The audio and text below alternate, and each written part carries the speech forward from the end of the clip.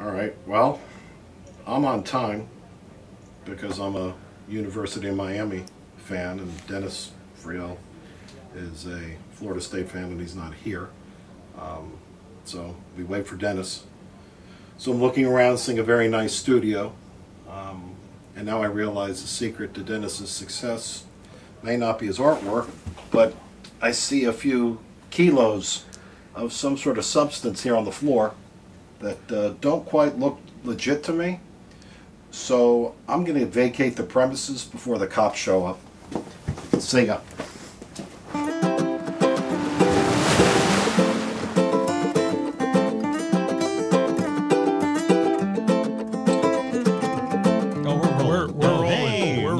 Connected by water. I didn't realize that. Here I am thinking we're off. Okay, great. Well, we're going to edit some of this stuff. Anyway, keep it cooking.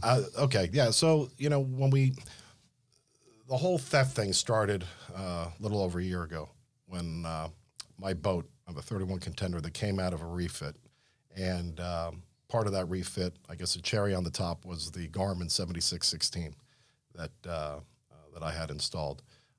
I had it for about 10 days, and then I came out on a Sunday to wash the boat, and I look up, and the Garmin was gone. And that was a little irritating, to say the least. As with any theft victim, you feel violated, you feel irritated, you feel revengeful. And then when you get all that out of the way, then you decide, okay, what can be done about this? And I'll be the first one to admit, I had no idea how bad the theft epidemic was in South Florida. I just didn't know. And I didn't know either until you made the group, and you know what I mean. And when I designed that thing, I was like, then I started paying more attention. I'm like, what's Bruce got going on here? Right. And then all the posts I saw, everything going on, I was like, holy crap, this really is like running rampant. Right. Well, what had happened was, after I got the GPS stolen, I went out on Facebook.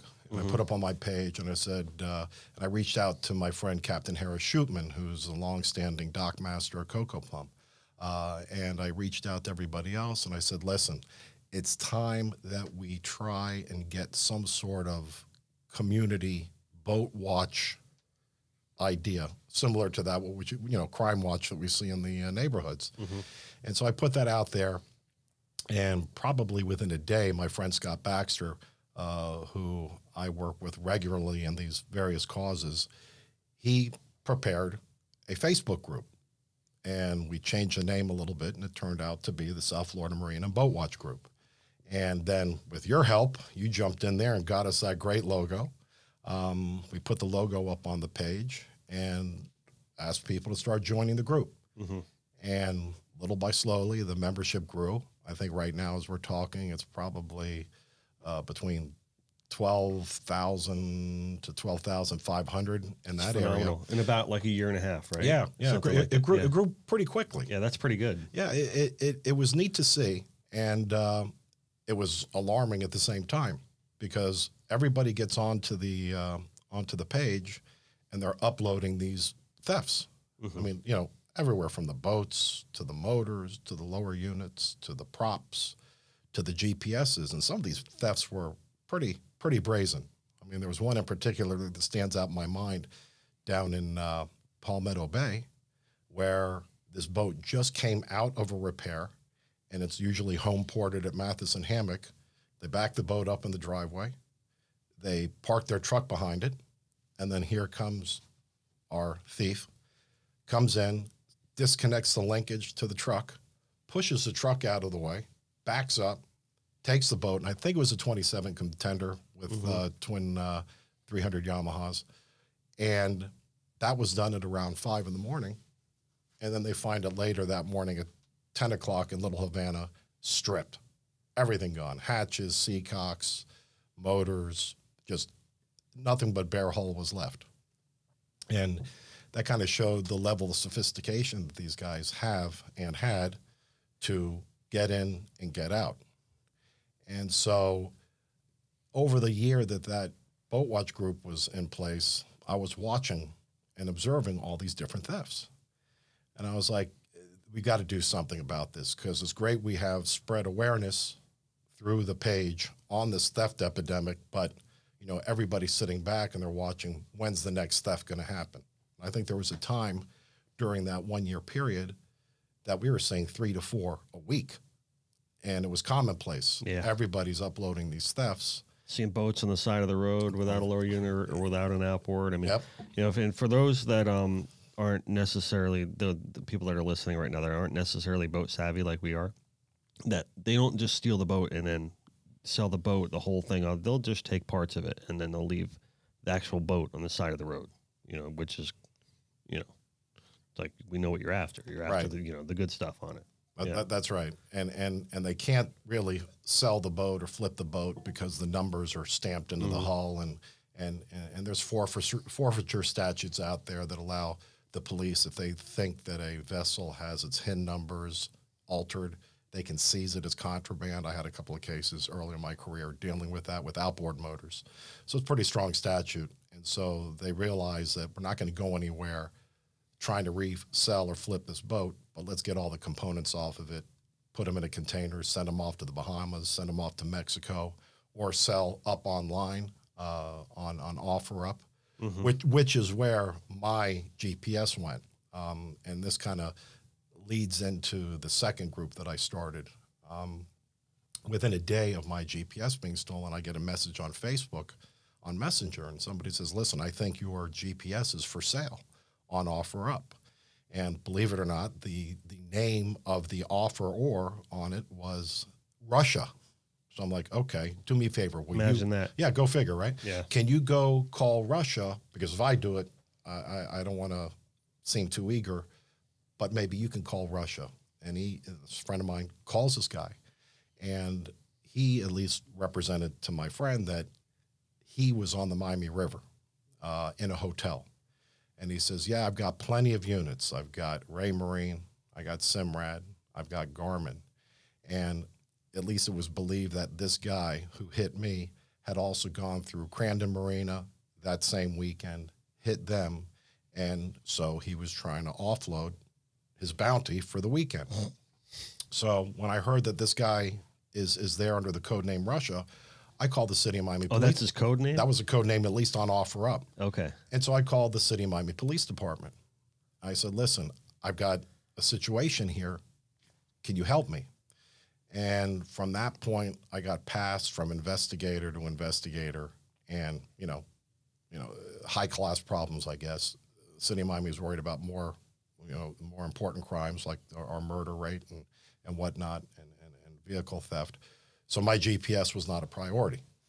So I, for a moment, thought maybe I'll go schedule a buy with this guy, and I realized that knowing how I am and my temper, it probably was a bad idea. You know, like an to do OJ that. Vegas Yeah, moment. exactly, exactly. And I could probably amp that up a bit. So I'm saying that's not going to be an option for me, because I'm not going to lose my life or have a problem Yeah, not worth with it. a Florida bar to argue over a GPS theft. But I took from that experience the fact that I had nowhere to go. And I said, you know something, this isn't right. Not in South Florida, that boasts being the boating capital of the world, whether it's Miami, Fort Lauderdale. We're coming up on boat show time. Yep, next week. And we're going to see all the ads and all the banners, come to South Florida because we are the boating capital of the world. And I said, I'm going to do something about this, because it's hypocritical that you as a community in Miami, Fort Lauderdale, Palm Beach, that you are going to represent to the country and the world, that you are the boating capital of the world, and then you don't have the ability to protect the boats upon which you base this representation to the country and to the world. So I started out by requesting a meeting with the City of Miami Police Department and the mayor and Commissioner Ken Russell. And to their credit, they gave us some time. Had the meeting, and the City of Miami Police Department didn't believe that the City of Miami proper had too big of a problem. But they did say that Miami-Dade County is the area that you really need to concentrate your efforts on. And certainly Miami-Dade County is bigger, and Miami-Dade County certainly has, at least has had, the bigger problem in the boat theft area for years. So I said, okay, let me do that.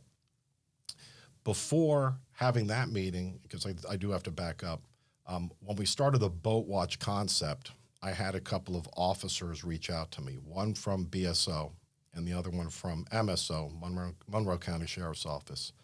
And they were kind of feeling me out. They wanted to see, who is this guy, and is he somebody that we can trust? And so after meeting with them and coming to some of their meetings, and I will tell everybody that there is a heavy presence of law enforcement involved in the boat theft. And there has been for a while. People may not appreciate that because they would see all these thefts going on. Right. But there is a group of dedicated officers, both state and federal, that meet every couple of months. And I was invited, and so was Scott Baxter. We both went to the first meeting.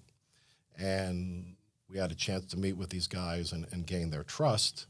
And so then I got into an email thread where they would share information with me, and where necessary, they would ask that I upload it on the Boat Watch group. And that's where the relationship started between our group and law enforcement. After watching that for a year, I realized that we had to do something more. There was a here we are, connected by water. There was a problem in connectivity with these dedicated law enforcement officers and the fishing community in trying to solve a problem. So that's when I started my communications with the city of Miami. And when that when that was finished, I went over and reached out to Director Perez at the Miami-Dade County Police Department and got a response. And we'll probably talk about it later, but when you deal with government, and if you have a good cause, you know, in this day of politics, you know, everyone's going to carry a banner and they're going to fight each other, and nobody's going to give an inch because they worry about people taking a mile. But if you have a cause that nobody can complain about, that everybody can embrace and get behind, it makes it a hell of a lot easier to accomplish. And when we talk about we'll talk about the bug light thing in a little bit. But going back to this issue, I figured, okay, I've got the attention of Director Perez. He in turn got me to some officers. And the next thing I know, I'm in a meeting with several Miami-Dade Police Department personnel and other groups, other officers that are part of this marine theft group. And that's when I launched the Wanted South Florida Marine Theft Task Force Facebook group, because I realized in watching what was happening with the Boat Watch group that we needed to get everybody together. They're well-intentioned people, but they were not connected. And so after having that first meeting, the Miami-Dade Police Department loved the idea. They started working on it internally to have a dedicated Marine Theft Task Force. So explain to me then this second group is how it's different than the first group. The second group, which was the Wanted South Florida Marine Theft Task Force, that's the page that I started to start promoting the idea that the fishing community wants to get help to law enforcement and to start working on a communication It's kind of like a conduit. Exactly. Okay. Exactly. That's a great idea. That's a great idea. Yeah, and I figured, because I didn't want to burden, you know, I'm one of the administrators of the Boat Watch group, and one of the things we have strict rules on, you know, we don't want advertising. No ads. We don't want anything that's unrelated to boat theft posts, because there's so many law enforcement that are on the page that are getting that information. They don't want to see all the ads because it's too cumbersome. Exactly. Yeah. So every once in a while, I've got to put an announcement up: please don't advertise, and if you do, you get banned from the group. And most people understand, and they follow the rules. It's a really good group. I mean, for the most part, everyone behaves themselves. They do. I mean, every once in a while, and at the very beginning, we had these discussions about shoot them, kill them, cut their fingers off. Don't come into my place. I'm a Second Amendment card-carrying member of the NRA, and you will not leave my property alive type posts. And I get it, because I felt all of those things when I was victimized. But, you know, nobody wants to get into a stand your ground defense and have to, you know, everyone would get on there and you know, kind of beat their chests about what they would do. right up until the point where you got to hire a criminal lawyer and spend $200,000 and have a jury decide whether or not you were right or wrong in defending your GPS or your prop or your lower unit or your boat. That's not a position you want to be in. Not only that, it's pretty stupid idea in this day and age to leave a digital footprint of your anger issues. Right.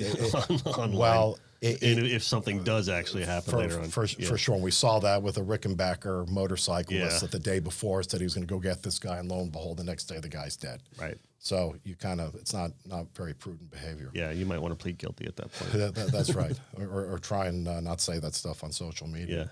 Yeah. But what had happened was, once I started the concept with the Miami-Dade Police Department, I went over to the state attorney's office, and I had a meeting with Catherine Fernandez-Rundle, and she gave me the opportunity to speak to her and her associate state attorneys and assistant state attorneys on this issue. And at that time, probably within a week of that theft of the 27 Contender in Palmetto Bay, I grabbed my phone and I put it in front of her, and she wasn't aware how bad the problem was. And the meeting went very well. And I told her, I said, frankly, here's the situation. I'm a lifetime resident of Miami, avid boater, and I've come to learn in the last year and a half that we've got a serious problem with theft in our community. And I looked at her and I said, I'm not a politician. I said, you're a politician. I've got an idea for you that you will likely embrace. And I said, if you don't do this or go this route, you're going to have a problem on your hands. And I told her, I said, we've got a lot of people that are upset, and your constituents are all pretty much, for the most part, concealed carry people, and they're tired of seeing their friends' boats being stolen. If we don't do something here, you're going to end up having to prosecute one of your constituents and have a stand your ground issue. And I don't want to see that happen. You don't want to see that happen, of course. She says, you want to avoid that at all costs. Yeah, and she said, what do you suggest? Preempt I said, that, for sure. Exactly. And I said, here's what I suggest. Call a meeting with the cops. Get them in here. Start a communication path with the cops. Have them tell you what's going on out there, and start changing the manner in which you're prosecuting these boat theft claims, because this can't continue.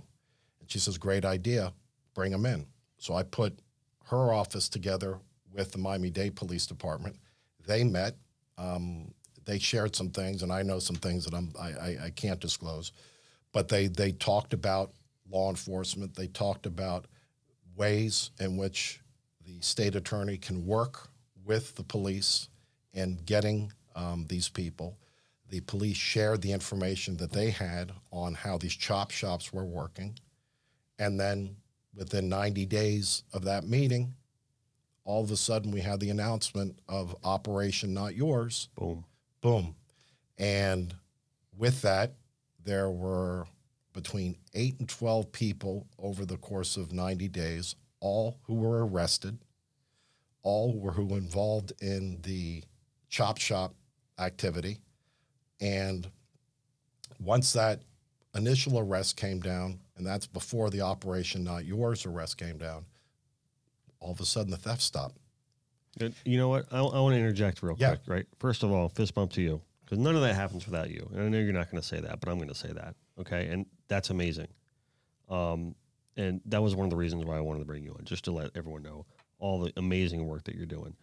And it really is. I had the mayor of Pompano on last week, and we were talking about all the great stuff that the city's doing for the revitalization program, but also how you can't expect just the government and your local authorities to do everything for you. The people actually have to step in and help their communities too. And to me, what you're doing is kind of like stand your ground the right way, like with the whole preempting thing, and to avoid the whole, really the anger and the fighting and stuff like that. And, you know, it takes someone that has, you know, the pride in their community that you have. You're an attorney. You have the know-how and the training to be able to get things done the right way. So I just wanted to say thank you for all the great work, you know, that you've done in this realm and also in other realms as well. You were a big on getting this program going with the Stronger Together with the Fishing Community Strong program, helping out the Bahamas Relief. It was why that our program was so successful in the first place. You know, we all kind of worked together, you know, to get the shirt up and for selling and raising all the money and the goods and everything that go over to North Abaco. You have the bug reef project and, you know, all the revitalization and the reforming. Right. Am I saying that correctly? Yeah, the bug light artificial shoal reef. Yeah, of that. So I wanted to kind of maybe segue into some of that stuff, you know, too, because the efforts are not small. And I don't think people realize it. Like, I know what we went through to really get this shirt done, because there were, our site was being redesigned at the moment when that whole hurricane came through. So we had to take every order manually. And my hat goes off to Vandy, my production manager here, because she really bared the brunt of taking all the orders and everything when it came through. So operationally speaking, and the only reason I bring that up is just say, I don't think people realize the amount of effort that does go, you know, behind getting all these things done. I know you say, oh, I can just write an email, but there's more to it than that. I mean, you're going to meetings, you're putting forth the effort. You know, what other things, like if someone's listening to this show that's not an attorney, that doesn't have the know-how, that doesn't have the ability to reach out to government officials and talk to mayors and talk to, you know, police chiefs, what would you suggest that someone can do? Well, first of all, thank you for your comments. I have to tell you that, you know, sometimes people ask me, why do you do it? And to me, I've never really sat down to think why. I just feel that, you know, old guys like me who have enjoyed the water, who's passionate about the water, who's lived in a city that's undergone a lot of change, some good, some not so good. I feel that we owe it to give something back. I agree. You know, we were talking about this before. I get these days with social media, and we see everybody that's on social media in various marine-related fields that are, you know, they're posting about their product, they're posting about their services, all in the marine community, or relating to the marine community. And I feel that in addition to doing that, you need to do something to give back. Not so much worry about what you benefit from it, but what you can give back to the fishing community. And that's always been my thought process in all of this. You know, the reef, the bug light reef is something that's personal to me because I had so many years, as others have had, using bug light as a fad source to go get threadfin herring, go get deep drop baits, you know, pinfish. And back in 2014 in July, Jimmy Lewis posts up basically, what the hell's going on here? They're tearing down bug light. Now, that infuriated everybody that lives in Miami and everyone who has fished in Miami and everyone who has caught bait in Miami. That was a very infuriating thing to me. And that was personal because that called into play the lack of notice that was given to the fishing community.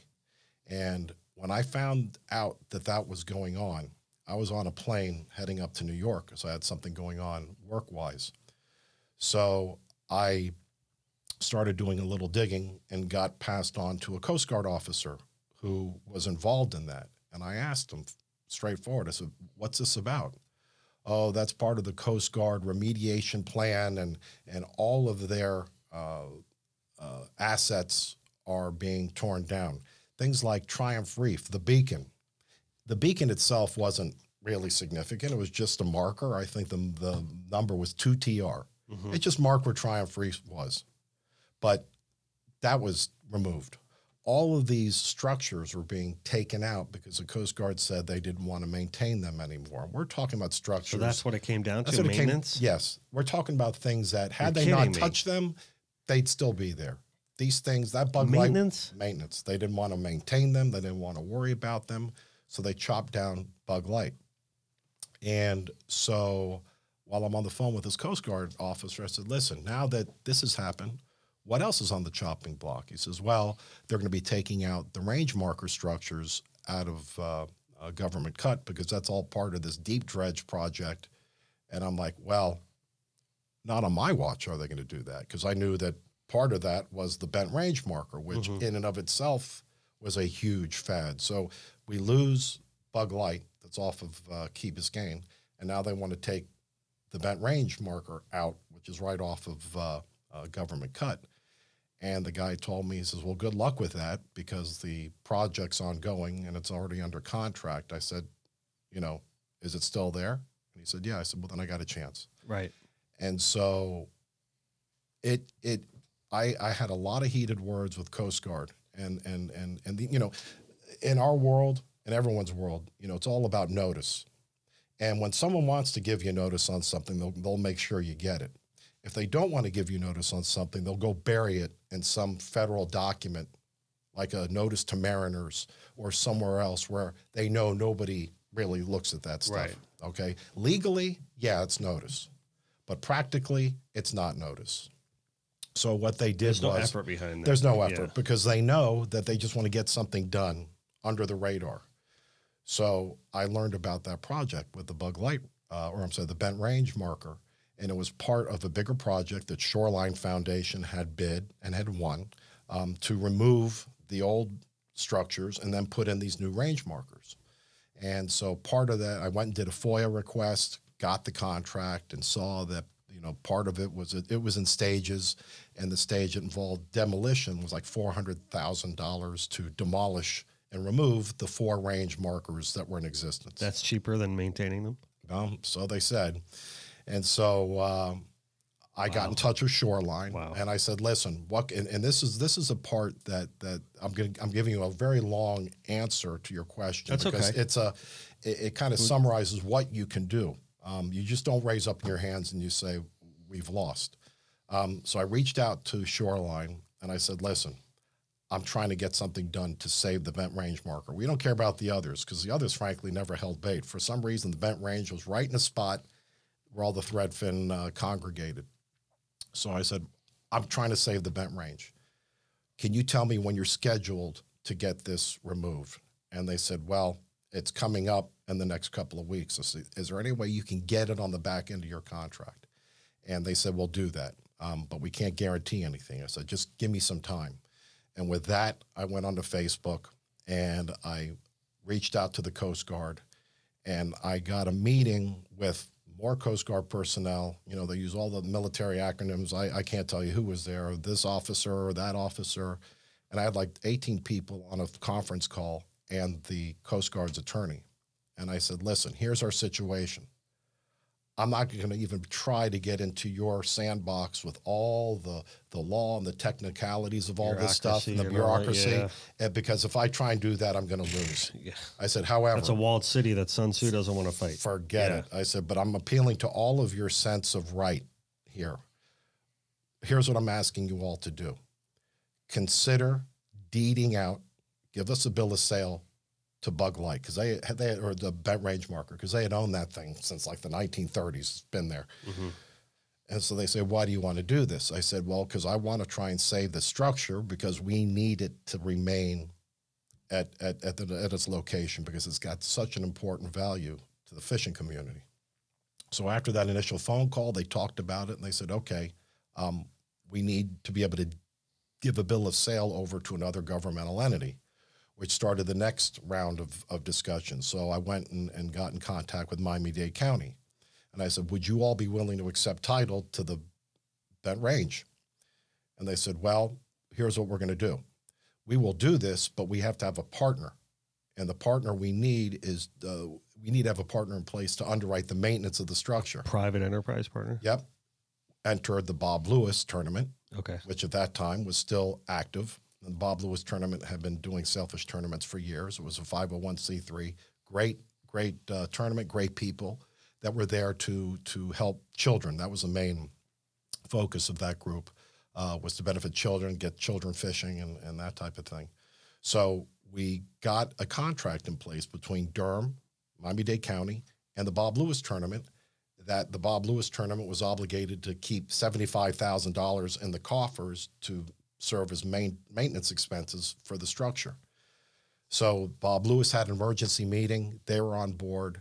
The only thing that was left was to get the Dade County Commission to deal with this, and they held a kind of like an emergency meeting, and all the commissioners agreed we're in favor of this, and we got the vote, and they said we'll agree to this contract with the Bob Lewis tournament.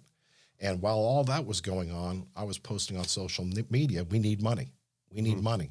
Whatever you can donate, $10, $15, $100, we need to save the Bent Range marker. Because one of the things we had to do, and this gets to your red tape and everything, I thought it was a simple matter of calling up Shoreline and saying, listen, you bid, and part of that bid was a $400,000 expenditure to remove 4 range markers. Can you just take the removal of the bent range marker off the table? And he says, no, we can't do that because that would they want to get paid. Well, he said that would be a de-scoping of the contract. And now we're getting into areas that I have no idea about. I said, okay, well, what can we do to do this? He says, well, we'll reach out to the Coast Guard. And there were some communications back and forth. The Coast Guard took some money off that part of the project, and then we were left with having to pay Shoreline originally $70,000, but then they took $10,000 off and they made it $60,000. So in order to de-scope that project, we had to pay Shoreline essentially 60 grand to leave the range marker in place, which they did.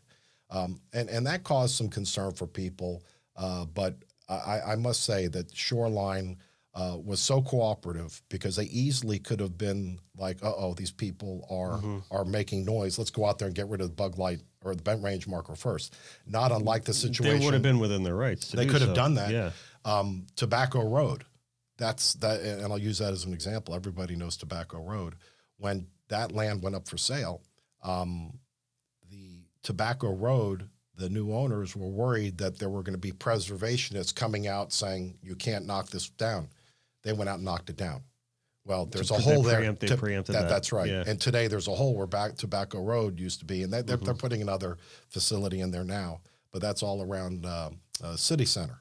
So it's kind of similar thinking. These folks at Shoreline could have done that, but they didn't. They put it on the back of the contract and gave us time to work. And during that time, the fishing community actually raised, I think it was around $146,000. Fantastic. Which is amazing. I mean, that's a hell of a lot of money to raise for a structure to save it. And then the rest was history. Shoreline got paid. The title passed to the Miami-Dade County. And now, actually, the structure is owned by the FWC. And I'd be remiss if I didn't mention Rodney Barreto, because Rodney did something that, while the fishing community, they raised the money, Rodney did something to make sure that we had the chance to get this done. We were talking with Shoreline, and we said, well, what's the pro rata cost of this part of the job? And they said $115,000. Rodney gave a personal guarantee to Shoreline, and I remember because I drafted the thing, and he said that don't touch the range marker. I will pay you $115,000 if it becomes necessary. And what Rodney did was he bought the time to allow us to go to the various commissioners. And it's outstanding. Yeah. So you have the fishing community raising money, you had Rodney guaranteeing this debt, and then we were working with the local government to get all this done. And when it's all said and done, everybody got together and they're like, this is a great idea. And all that started from a phone call with the Coast Guard saying, why don't you just give us the marker? And nobody even thought of that. And so it worked out. And it's a story. Again, it's a long-winded answer to your question, because what it shows is that it's kind of like a Hail Mary in football. As long as there's time left on the clock, You got a shot. You can throw it downfield. You Yeah. can pick up an interference call, and Yep. depending whether it's state or pro, or college or pro, it's either going to be a spot foul or 15 yards, and you get to do it again. And once it hits double zeros, that's when it's over. And this thing is I can tell you this, from my dealings with the state as well as the federal folks, it was one of those feel-good stories that everybody wanted to be a part of. And everybody wanted to work to the common goal. And some people are like, why are we going through all this effort to save a piece of metal? And I would say, listen, do you fish? Well, no. Do you know what it's like to need threadfin herring when the sailfish bite is heavy? Well, no. Do you know what it's like that when the threadfin bite isn't heavy, you got to go spend $200 on bait and watch it get cut in half by mackerel and die that you've lost all your bait and spent all that money because you have no source to go to? And they said, no. I said, well, I do know that, and I'm only one of hundreds of people that fish off of Miami that also know that, and that's why it's important. They said, okay, Yeah, good enough for me. And it's good for the estuary. I mean, and it's good for the life of the fish and the environment that it lives in. And you know, it really is. When you build an artificial reef or you build anything like that, a lot of people don't understand. Like, well, why are you throwing rocks in the water? Right. And it's like, well, that Right. you know, causes coral reefs to grow, and it causes life to cling on to those structures, and it causes fish to feed off of them, and you're helping Right. your underwater environment that way. No, you know, for too. sure. Yeah, For so, sure. I mean, there's a lot of benefits to it, even just beyond the sport of fishing. And that's why the reef project, I gave you the history of the bent range marker, because once the bent range marker was saved, I think that we had around $80,000 left over in the account. Mm-hmm. And if I didn't mention it before, this is when the Bob Lewis tournament finally decided to call it a day. There was money left over in the tournament fund that we transferred over to the Greater Miami Billfish Tournament. Billfish, yeah. And that's the 501c3 corp that's been around doing so many good things Right. for so many years. And so that became the charity of the, or I should say the 501c3. For our Bahamas project. And for the Bahamas project too. Yeah. And so we used the Greater Miami Billfish Tournament to take in money to maintain the bent range, but also to start this project with Bug Light Shoal Artificial Reef. Because when we lost Bug Light, we needed to try and find a replacement for that. And as hard as we tried, Rodney and I personally went down to the Biscayne National Park and met with the new park manager. We tried to get authority to put FAD material back to where Bug Light used to be. It was on the northeast side of Biscayne National Park. And they said, no way, no how. We tried. There's a lot more regulation in that area now. For right? sure. So, yeah, so it's tougher. It was frustrating because it's in a corner of the park that really isn't a well-traveled area. And Right. it wouldn't have harmed anybody, but go figure, we couldn't get anywhere with the federal government. So then we went back to Durham and then asked them, are there locations where we could try to put a new reef? And so they gave us this 300-foot by 300-foot box that's just northeast of Cape Florida Lighthouse and 19 feet of water. And we deployed earlier this year probably 20% of the area, because at that time we had around $50,000, $60,000 left in the account, and I didn't want to risk putting it all in that spot if it ultimately didn't prove to be a good location. Fruitful, yeah. And so we said, let's just put a $50,000 budget, go with it. Durham did it along with Kearns Construction Corporation. We had, it was a combination of donated FAD material, Rose Engineering, like in 2016, grabbed materials or offered materials to us. Chris DeMoya and the Advanced Roofing guys, they got in there at no cost, brought the materials over to the Durham site, put it there, and there it sat while we were waiting to get the final permits. And then earlier this year in May and June, Kearns brought the stuff out and deployed it into the site. You got the permits. We got the permits, and they're still good for 3 more years. And within 3 days, So we're still in the middle of we're still in the middle of it for sure. Yeah. Because we didn't know if it was going to be good or not. And within 3 days of this material going into the site, cigar minnows started showing up. Oh, beautiful. And the people have reported to me that there's bait there. So I'm like, okay, well then Keep it going, yeah. let's keep it going. And that's kind of where we're at right now. I'm involved in getting FAD materials donated, trying to get help from guys with the trucking business to grab that material. Real quick, where can people follow that project? Like, what is there an @ or is there a place on Facebook that they can? Because I want to have John flash Sure. that on the bottom of the screen right now. For sure. The Facebook page is the Bug Light Shoal Artificial Reef Project. Okay. So that's the Facebook page for that, and everyone can see the history on there. And of course, as you mentioned earlier about the we were on this fundraising effort for the FAD transportation cost and FAD collection, and then comes a storm, which obviously puts the Bug Light Shoal project to the side, and in comes the fishing community strong, which you've been so helpful on, and that page was started by Patty Hitchcock Tate, and together with Brick people, Scott Baxter and myself, we wanted to put this grassroots effort together. We had initially been working with the Abaco Relief Reliance with Cody Holcomb, and he was up north, and he had all these folks up north. We wanted to kind of be a little more local and focused on what we were doing, so we started the second group, and the Abaco Relief has been great. I mean, Cody, that guy was amazing with all the stuff that he was doing. Oh, for sure. He did a great job. Incredible. He's doing a great job. And he's still doing a great job. And because he had that area handled up in Palm Beach, we figured let's localize with the folks that we deal with, Crook and Crook.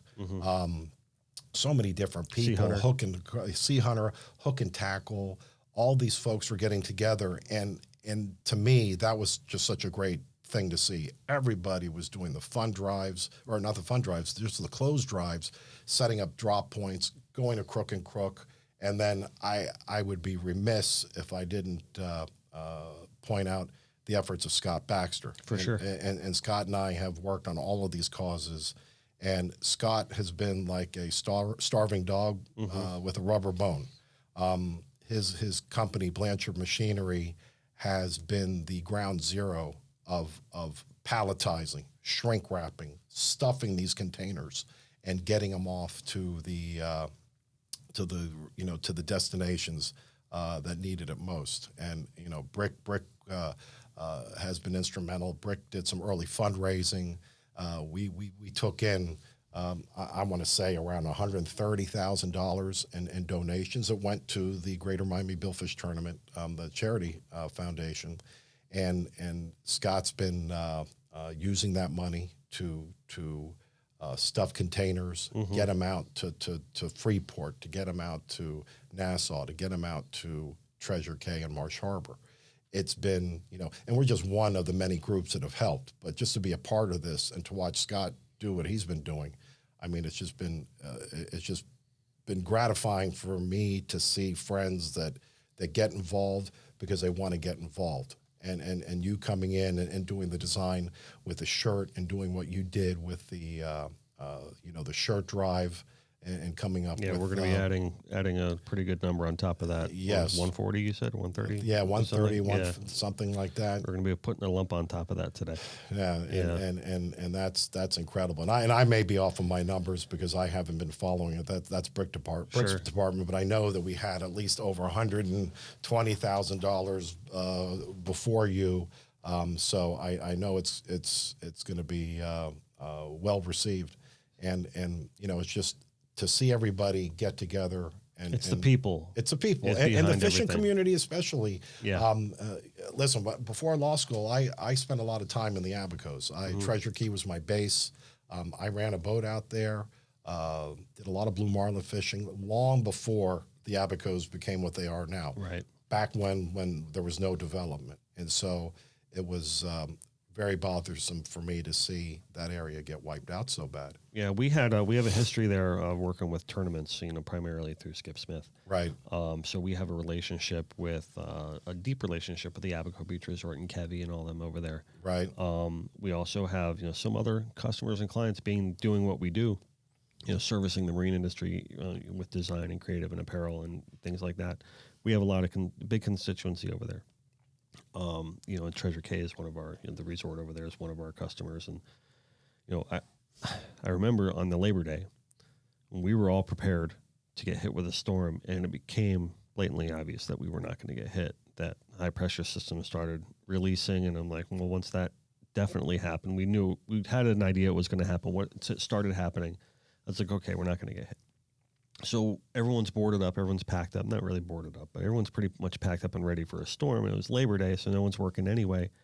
And I remember sitting there watching TV with my family, and we were at my parents' house, and that storm just stopped, basically. Yeah. And even before it stopped, it was only going like 1-2 miles an hour, right over Marsh. And, we know people over there. We have friends over there. We have customers over there.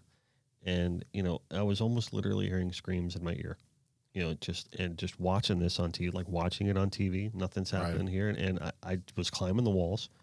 There's really nothing going on that day. So I said to my wife, I said, you know what? I got to go into the studio real quick. So I came in here for like half a day and I designed a shirt. I'm like, I felt like I had to do something. What's in my power to do? Artwork, right? Right. That's what I do. So I did a design and I threw it up on Facebook thinking, all right, hey, let's raise some money, because I already know that the place is just getting demolished, because I've been there. I know what it's like. I know what the structures are like over there. I know how the land is over there. And I thought we were going to sell like a couple hundred shirts. And I said we're going to do a pre-order until Friday. So we only had like 3.5 days to take orders before I cut it off. And what I thought was going to be a couple hundred turned into a couple thousand. And we were just blown away. And I have to say, we were talking about it's all about people, right? I really need to give a shout out to Vandy Ladenthan, who is my production manager here, and I can call her my assistant, whatever. She keeps me alive around here. She really everyone wants to commend me for this. Right. I mean, she really was the moving part behind everything, getting all the orders in, because our site was down and we were redesigning our new site. We had to take every order manually through QuickBooks. Like, you imagine like one shirt, to take that order is just as much as taking an order for 20 shirts, right? Because on the effort wise, and then there is the whole getting everything done and printed and made and getting everything in and shipped out. It was a daunting task to do that kind of volume in that short a period of time. So I really want to give her a lot of credit. Now, everyone around here pitched in and helped out on that one, but she really did. Oh, that's great. The majority of it. So I just want to make that clear to everyone. It wasn't all me. My family pitched in. My sister came, and a couple of friends come and help fill orders towards the end, and get things out the door. I know it was a little bit long to get everything, but you got to understand that there were a lot of moving parts to that we were not prepared for. Right. So do you want, can I give this to you now? Here? I wanted to present this to you.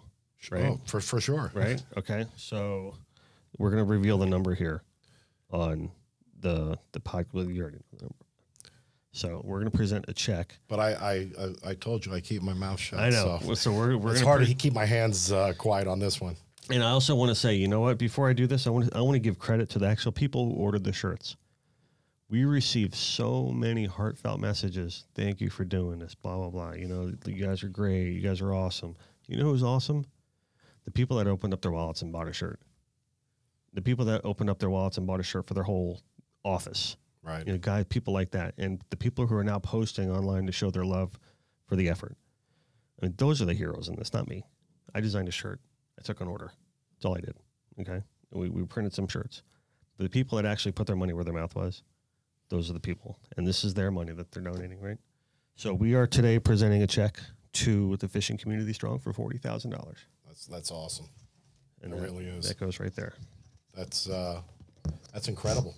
Yeah. I mean, don't trivialize your efforts in it either. I remember early on when we were messaging back and forth on Facebook, and I mean, I wouldn't have anticipated a $40,000 number. Me neither. I mean, I would have figured, okay, get 4,000, 2,000, 3,000. That's what I thought. But this, like you just said, the folks. And obviously, we had to minus our expenses out of this, and stuff like that. So that obviously that's not the total gross number. Right. You know what I mean? But that's the net. So no, for sure. That's just an incredible. It's an incredible figure. It was when we started seeing email after email after email roll in. I was just like, oh, They came in the next morning, like Jenny and Vandy came in the next morning. They're like, Dennis, what did you do? I'm like, I just designed a shirt, guys. That's it. It's amazing. No, and listen, I got to tell you, you've got an eye for art, because not only is that logo impressive, but going back to the boat watch thing, when you reached out and you didn't hesitate, you said, "What about this?" I said, "Works for me." Well, that was the thing. I was like, it's incredible with all that coming through, and I'm like, I talked to my partner. I'm like, this is more money than I was expecting. What am I going to do with this, right? So then I saw all the great things that you guys were doing, right? And I'm like, well, I need to put this money with people that I trust and I know. Right. So I just was like, this is where it's going. No, this right? is because this I is, said, we're not going to handle the moving of the money and where the money's all going. I said, we're going to give that to one place that's going to do the right thing with it. well, and let me mention that, because that's an important thing too. I've been a part of a few causes in the marine community, and I'd like to think that people trust that if I get involved, or my friends get involved, that it's safe. You hope to create a sense of trust with people in the fishing community, and that they will trust you when you do something. And I just want to say that the way this has been run, the fishing community strong, we're as transparent as they come. Yep.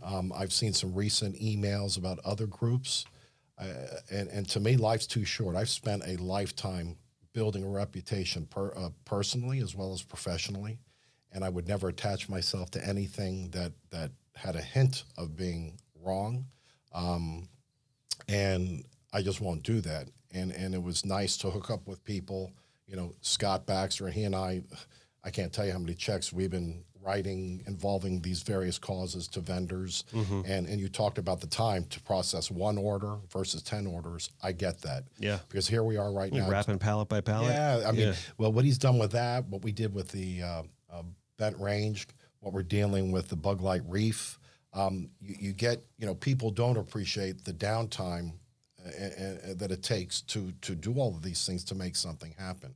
And it really is, it's gratifying to be a part of something like that. And I know early on, there were some folks concerned that we were with the Abaco Relief Alliance, and then we fanned off and created this group. And there was nothing improper, nothing that should have been off-putting to anybody, although some people called me up and said, "Why are you doing this?" The only reason why we did it was we felt that the Abaco Relief Alliance was going to be a very big group and a lot of heavy hitters behind it. And I wouldn't have been able to take in my professional time to have board meetings and structure meetings when you're talking about a lot of effort, moving parts. Whereas for us, the grassroots effort has always been a couple of people. Let's go save a range marker. Let's go put in a reef. And it's just a couple of people that are involved in the process. You don't have to worry about the bureaucracy. And you don't have to worry about the bureaucracy, and you don't have to worry about people that you don't know. And that's why we did it. It was kind of at my urging. And that's why I kind of followed you guys over on that effort as well, because like you said, with the grassroots and only the few people, the whole point of me doing it with where I was putting the money was always about the guys that were behind it. And, kudos to Cody. You know what I mean? He's doing a great job, but I didn't really know him. Right. Rick and you guys, those are the guys that I knew. So I was like, all right, well, this is where we're going to put it. Because I knew in my heart that's the right place to put it. And I appreciate that. Not to say that he wasn't too, you know what I mean? But it could have been very well just as fine. The important thing is the money's all going to the right place. Exactly. And where we're at right now is, Scott's been doing wonders with dealing with tropical tropical shipping. That's funny. And that's not even Freudian. It's lack of coffee. Dealing with tropical shipping and all these groups to get the best deal possible, because it's not a money-making venture. As long as we have money in, it's going to go out and be spent in the right spot. Getting generators and you get in that position of maybe being a little behind because ports aren't open. So by the time you get something out to somewhere, now there's an electrical grid that's open, it's up. Now do you need that generator? These are things that you just got to go on the fly and take on faith that you're doing the right thing? Do you move stuff over to Tent City and Nassau to help the people that were displaced from the Abacos? These, and that's where the information highway became so important. And Will Tomlinson, a guy that was down there at Ground Zero running around, I was in emails with him. I was on a chat group with a bunch of pilots that were flying in and out, trying to get real-time info to be able to base our decision. All right, do we want to go here? Do we want to go there? What do we need? Who do we send it to? Yeah. And again, with Sea Hunter, I was talking with Eddie Leon early and often, trying to figure out, what are you guys doing? We're in touch with Cody. What are you guys doing?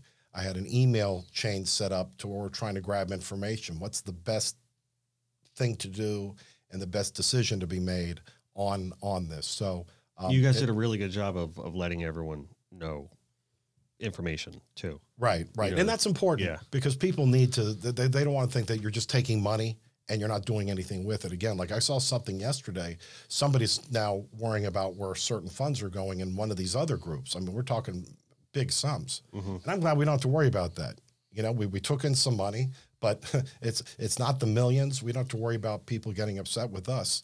If anyone wants to know, they can ask Scott, they can ask us. Yeah, tropical shipping invoice. Here's some chainsaw invoices.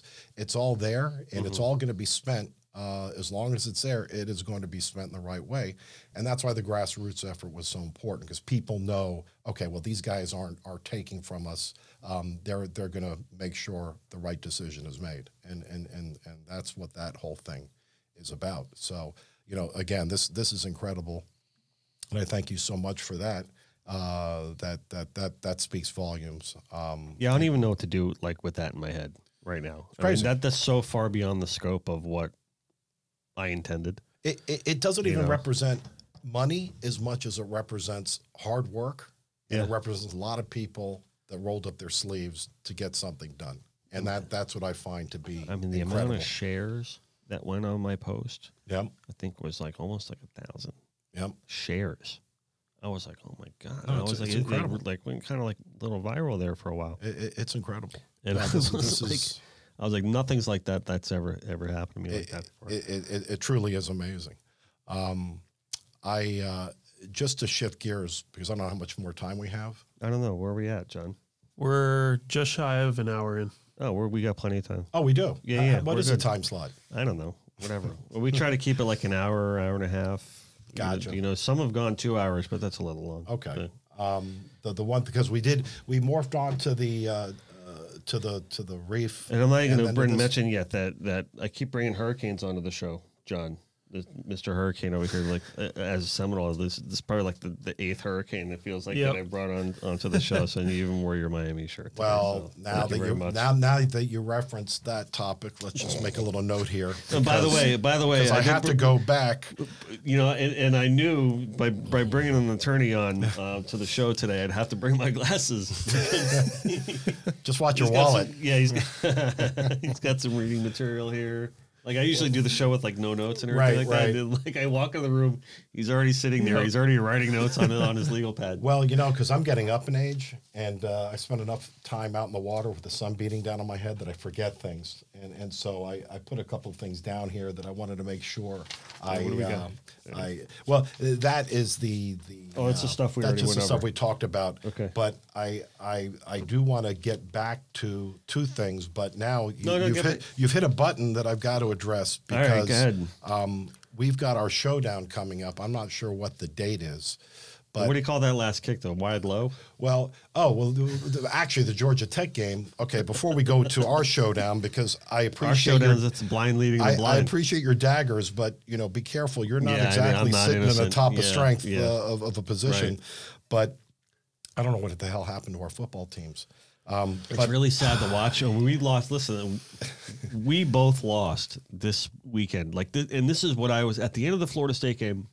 It's I wasn't even. I'm past being upset and angry at this point. That happened in year one of Willie Taggart, right? Because at least there was a little bit of hope there. Maybe they could turn it around, but there's no hope. He's got to go, right? But I'm kind of stuck in the money situation right now. There's a kid with a lemonade stand I heard that's trying to raise money to fire Willie. right. Outside of Doak Campbell Stadium every Saturday. Anyway, so I'm watching Miami lose, and I'm watching Florida State lose, and I literally went, wow, what the hell happened? Because Miami just lost to Georgia Tech, and Florida State just lost to Wake Forest in the same weekend. That's got to be the end of this. Like, something's got to give. Right. I mean, that's like, is there a lower point for the both football programs? I have to tell you that and I was a Manny Diaz fan, but the what's gone on this season, and listen, you're going to have substandard play at times. Guys are going to get burned by other guys. These are college athletes, and they're all great athletes. So I'm not going to come down too hard on the guys, but I have to, in light of this Georgia Tech game, just comment about something with Manny Diaz and what he didn't do. So I was at the Gator game, and I watched, despite our substandard play, I watched us to be in the position to possibly win the game at the end. And the only thing that kept us from doing that was a bad kick. And so that kind of started our demise for the whole season because we had other missed kicks. So here we are on Saturday. There's, I think, 32 seconds left on the clock, and it's third down. And we're trying to set this thing up for a win. And what I would have done myself is I would have run the ball to the middle of the field. Yeah. Let the clock drain to 3 seconds. Bring Bubba Baxa back out to win the game on fourth down. And instead, they tried a couple of pass plays and go into overtime and then lose the game. And that, to me, was kind of the whole season in a nutshell, that I don't think Manny is quite there yet as a coach. And the one thing that's bothered me the most, I watch, because we have pretty decent seats. We're in the Hurricane Club, so we're down there low, and we're next to the Canes bench. And I watch when the guys come in from other schools, and they're all on the sideline. They're all amped up. They're all yelling and screaming. They smell blood in the water. Yeah, and their heads are in the game. And then you look at our side, and there's no emotion. There's no passion. There's nobody's upset about a bad call. And that, to me, starts at the top. You have to have a coach that's slapping helmets. You have to have a coach that's yelling at players. You have to have a coach that at least has bench coaches that are going up and down saying, get off the bench, come out, we're third and long, cheer your guys on. And that means something. And the difference, and I would challenge you to look at the videos from the season and look at what's going on the other benches versus what's on our bench. And that's a good place to start because, we were very low energy. That stuff matters. And it does matter. And the same thing, listen, FSU, it's been a great team, as has the U. And for some reason over the last few years, we're losing, obviously we're losing recruits, but you're losing some fundamental football, which we got to get back. And so now we have I'm not even sure what bowl we're going to call that. The substandard bowl, the I don't care bowl. We're going to have to set up a relief fund for that game. Yeah, I think you're right. We're going to have to do that. But you got me on my Hurricane soapbox. So that's all right. I want to say is I was never really a huge Jimbo Fisher fan, and I actually think he left the team high and dry.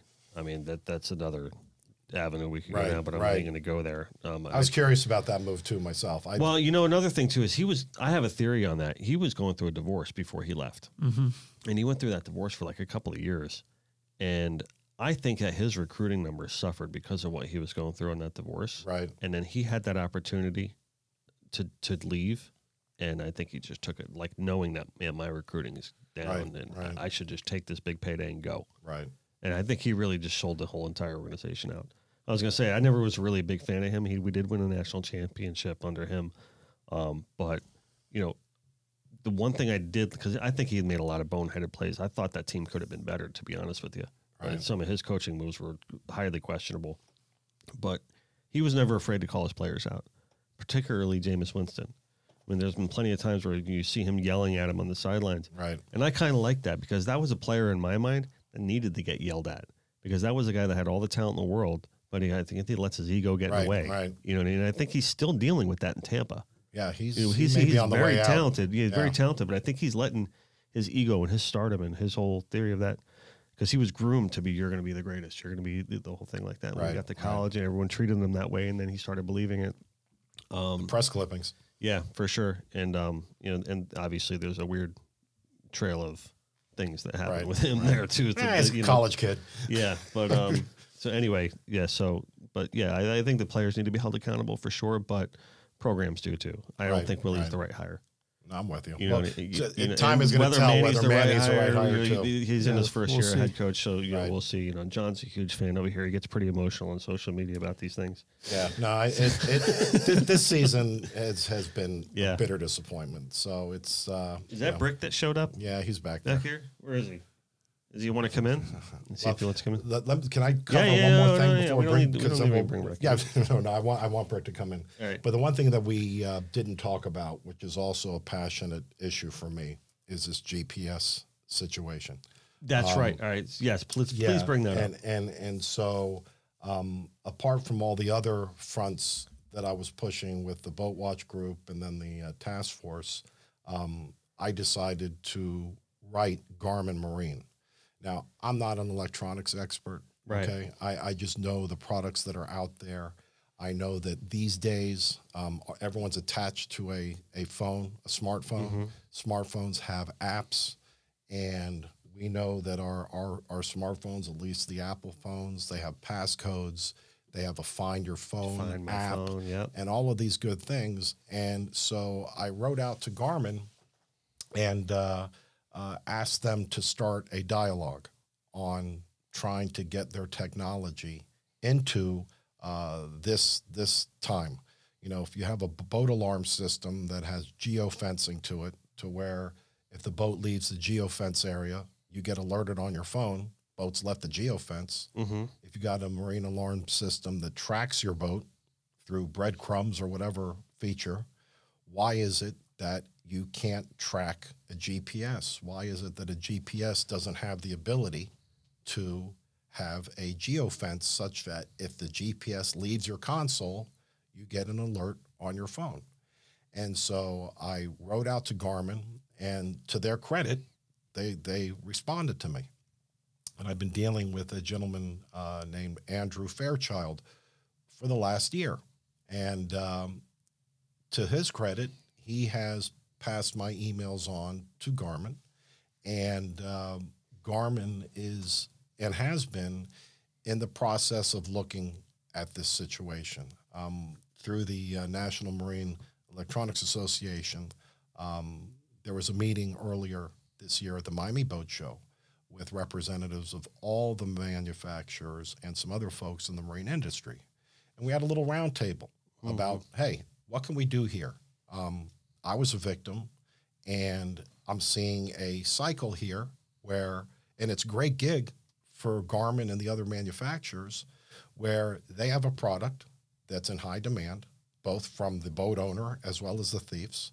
That product gets incorporated into a boat that's insured by a third party.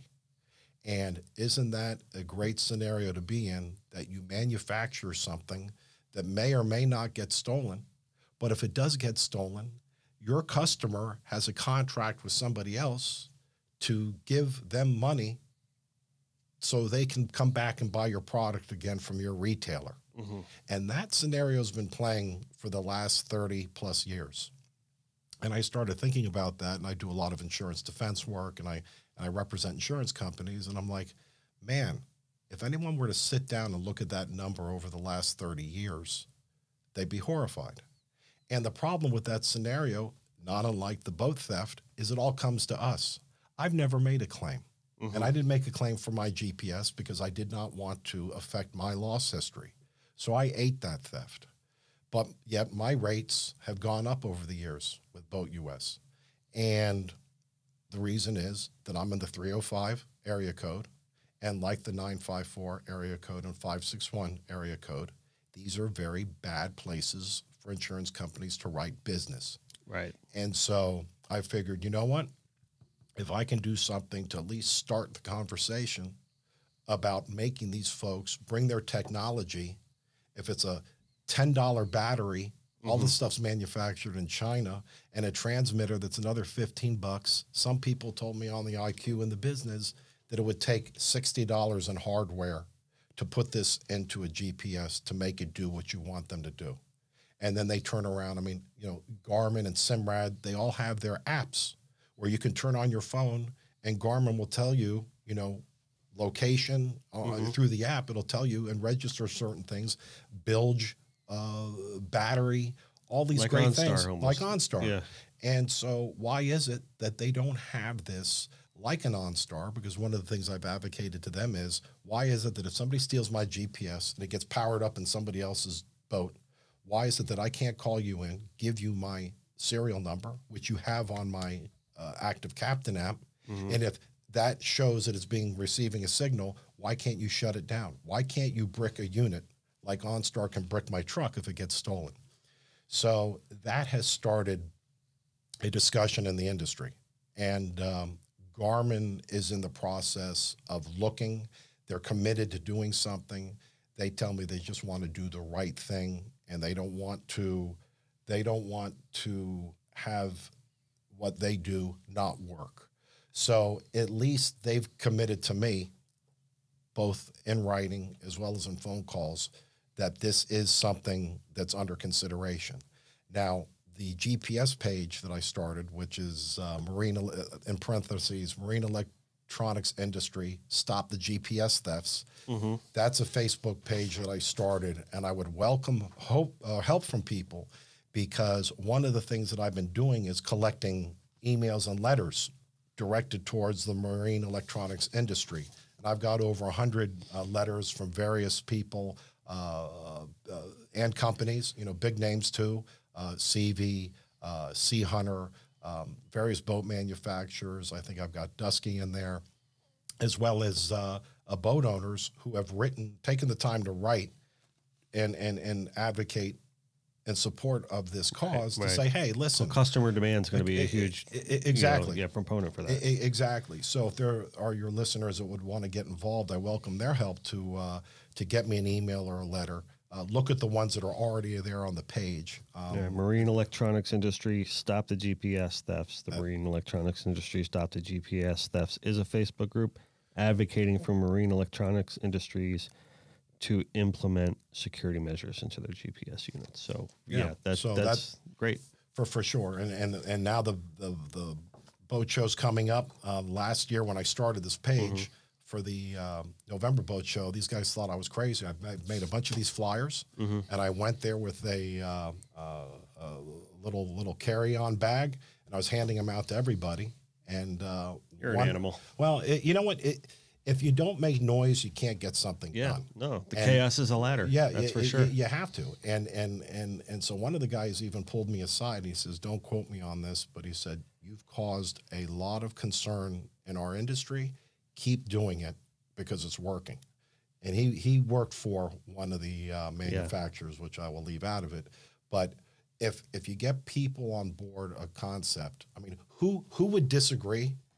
If you pay $5,000 for a GPS, it's such a simple thought. Like, of course that should be involved. Another $100, and then you pay some yearly fees on support for your app. Right. Who's going to worry about paying $5,100 or $5,200 for a GPS? Well, most of these guys are getting it with their new boat rolled into their financing anyway. That's right. They're never even going to see that fee. That's right. So the more heat that we can put on, the more effect we can have.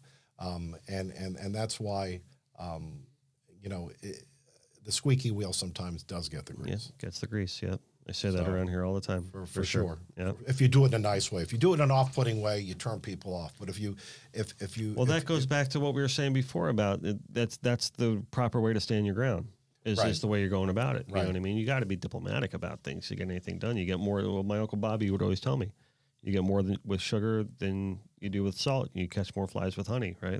Then that's really the truth. For sure. But if you go in with a plan and you go in educated and you go in knowing what your goal is, and knowing, chances are you're going to be successful or at least get somewhere. Right. I don't know. that's my 2 cents about it. No, no, for sure, and it requires involvement. We're talking earlier, and I don't know if it's going to air or not. One of the biggest things. Oh, it'll air. Well, I'm not sure what's going to make the floor, but in these causes, you have so many people today that are on Facebook, on Instagram, and people that are involved in the business that are out there marketing themselves and their products. Sometimes it's okay to take a minute and do something to give back. I agree. You know what I mean? I do. And I've even written out to some of these folks that I see on there constantly advertising, say, hey, can you take a minute? Do you mind putting something up on your page? Can you tell people that I'm looking for fad materials for the reef? Can you help me out here? Get me your platform and see if you can do something for me. And some people help and some people don't. And the problem is that if you're all about you and you're number one and you're just going to market yourself and not help others, you will find yourself one day realizing that you've missed the boat and the opportunity to do the right thing and to help out the industry that you've benefited from for all these years. And if there's one thing that I could just point out and emphasize in all of this, is that it takes so many people to make these things work.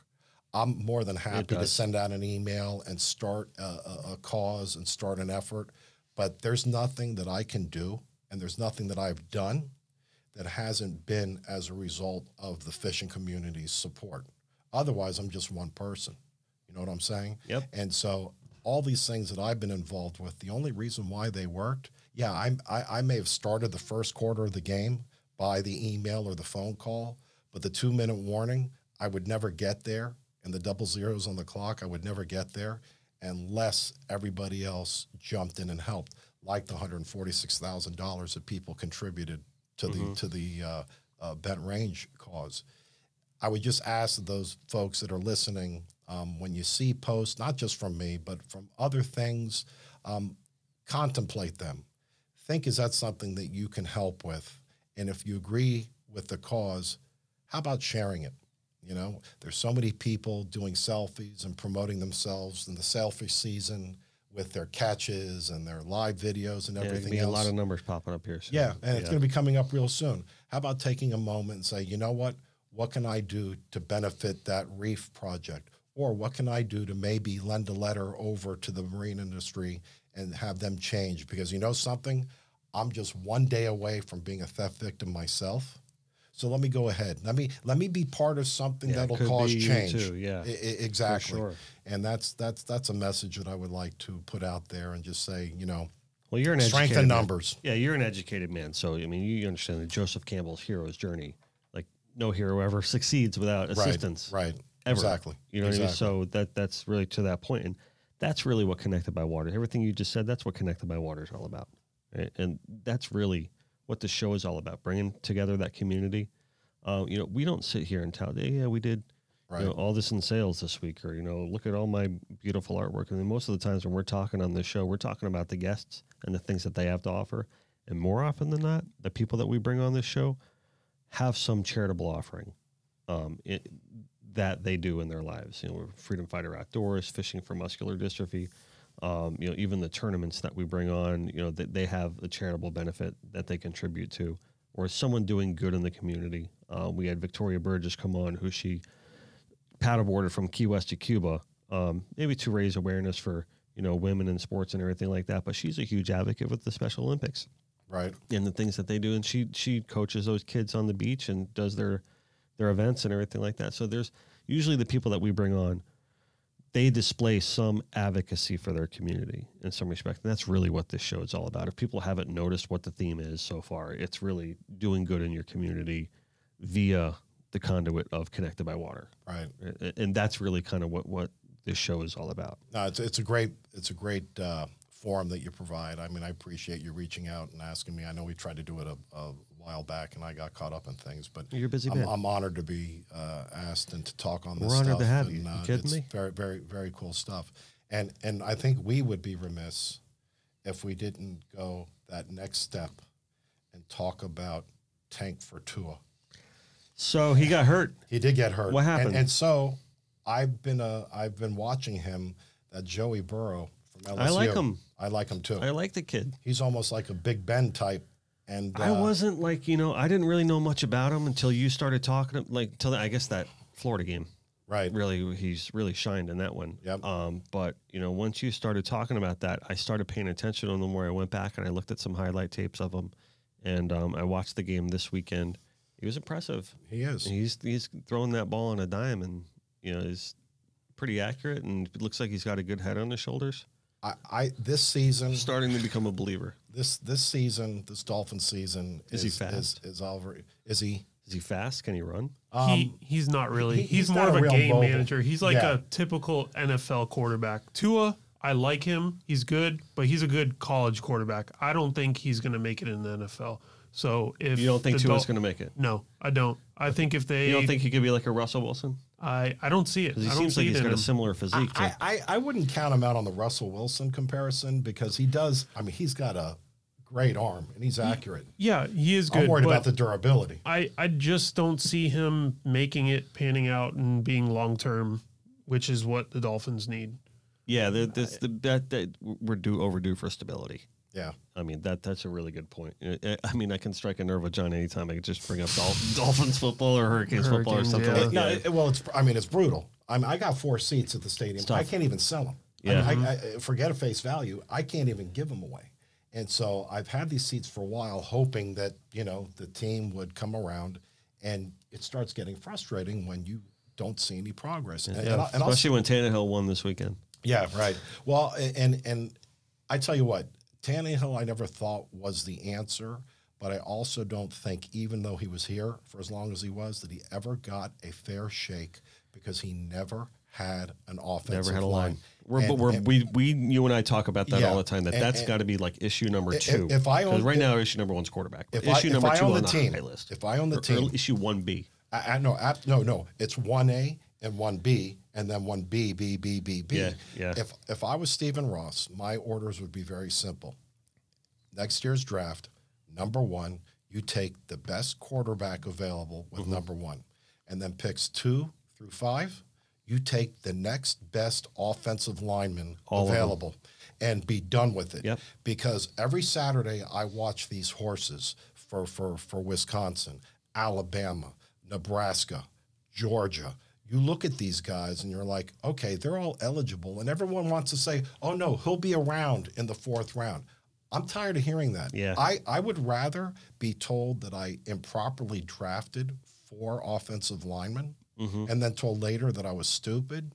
I'd rather be told that because I know that by doing that, we will solve our problems. There are some stud offensive linemen that are out there. I've watched a couple play UM. This kid for Virginia. Guy was, and he's a sophomore. He's and Georgia's got 2 of them.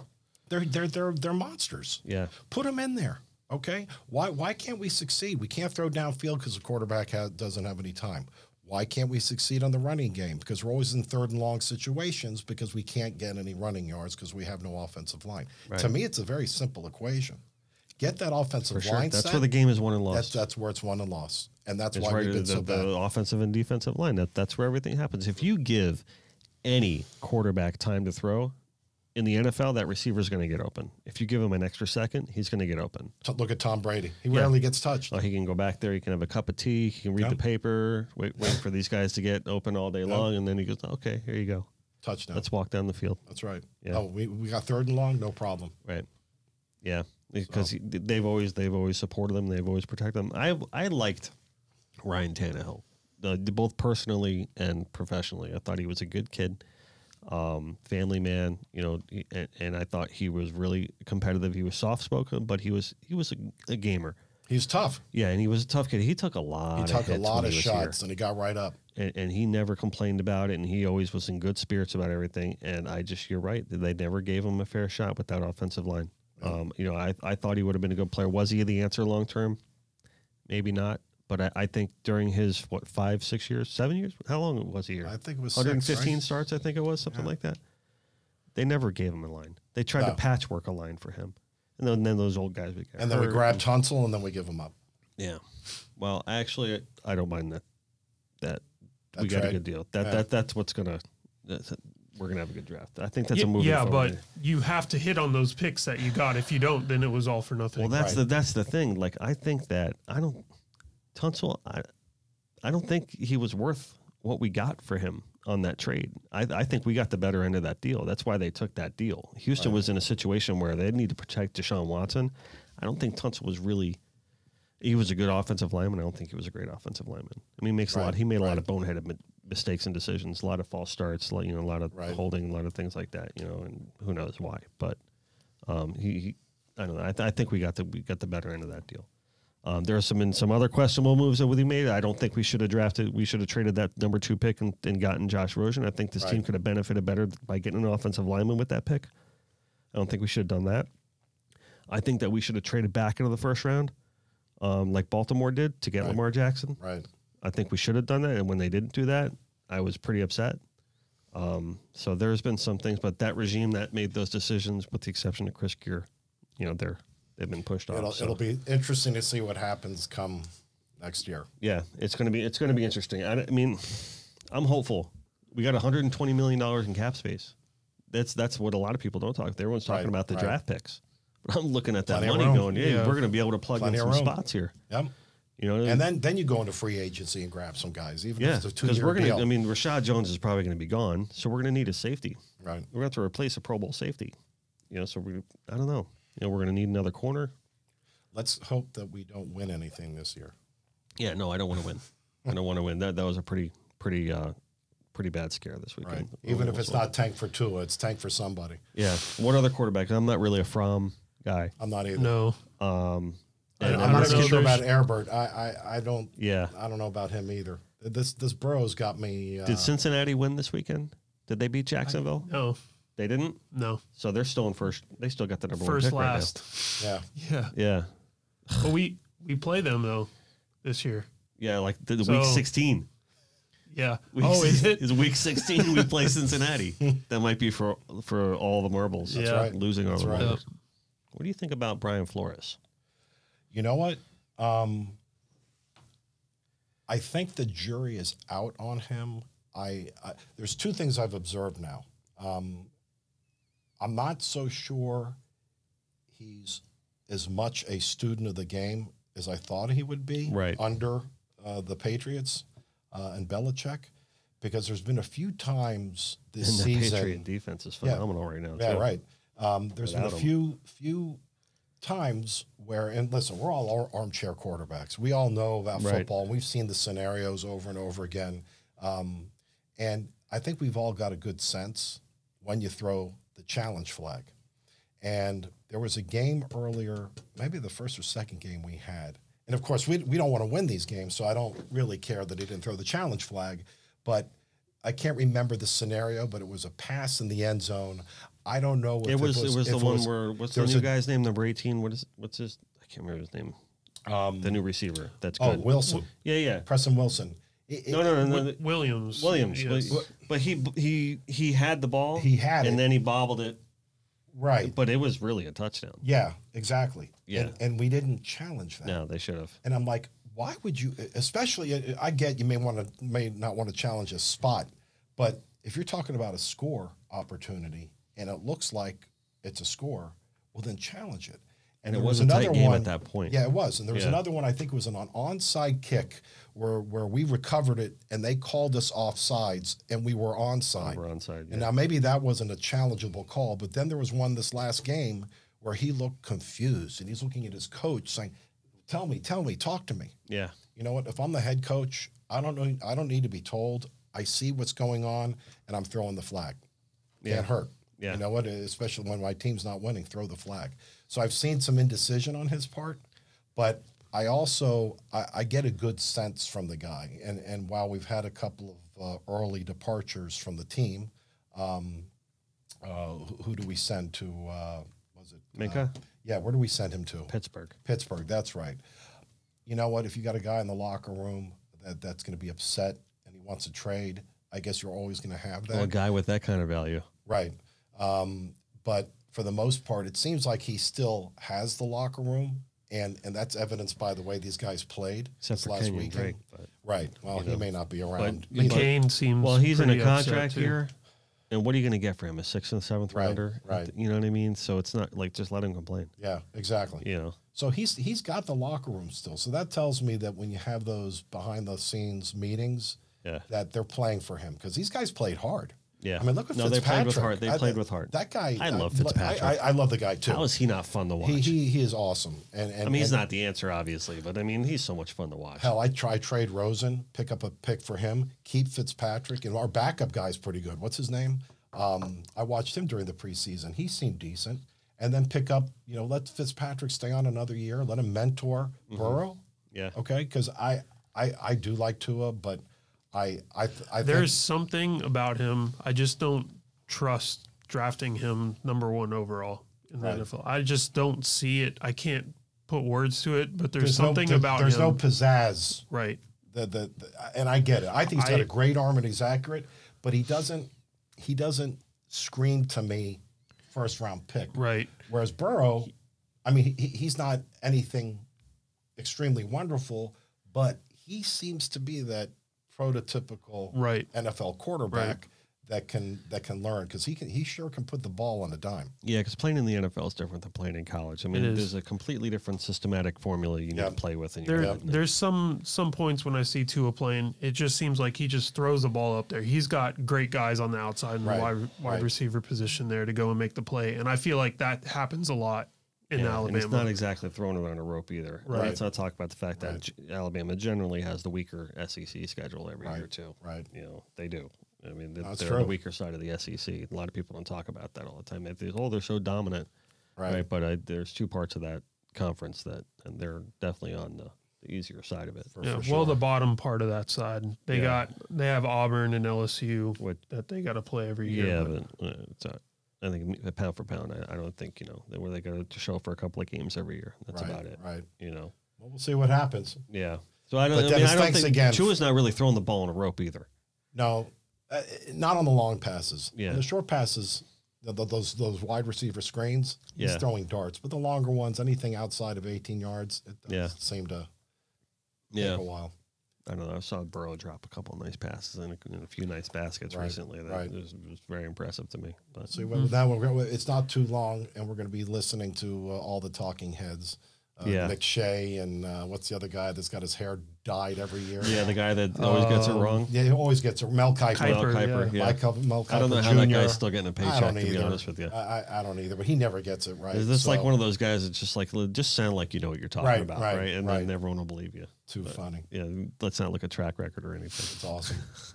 Well, Dennis, thanks again for having me. Oh my God, we're going to get Brick in here. Let's get Brick in here. Just to say hello real quick. Come here. All right, so we're gonna bring this guy in real quick. Yeah. Keep him on. We just want to put a face to a name here. Coming next to you. You gonna tell me what you want for Christmas? No. All right, so Brick Peoples, we talked a lot about you today, right? And everything that we had going on for all lies, of course, all lies. Strong. So come down here a little bit so everyone can see your beautiful face. They want to see my face? Yeah, he just got done with his Olympic training, right? I'm getting ready. So there you go. Still training. We want to thank you for everything you've done for the fishing community strong in the Bahamas relief effort. Not only in this case, but every time a storm comes, you're always there in the forefront. So you do good things, sir. You do good things. Thank you. So I'm glad you could join us here at the end of the podcast. Yeah. So it's all good. It's a team effort. We talked a lot about team effort. And I've been out there emailing things right now. We're going along. So that's it. So we're gonna end like that. I just wanted to bring you on and say hi and hi everybody. Hi everybody. So Bruce, we're connected by water, my friend. Thanks, Dennis. Appreciate it. Thank you very much. Thanks for all you do too. Yeah, absolutely, absolutely. Thank you. Well, my buddy Mike G says your ego is not your amigo. Always do your best and let God do the rest. Don't ever forget. Always eat, drink, and be local. And no matter where we are, no matter what we're doing, we are always connected by water. Thank you very much, gentlemen, for coming.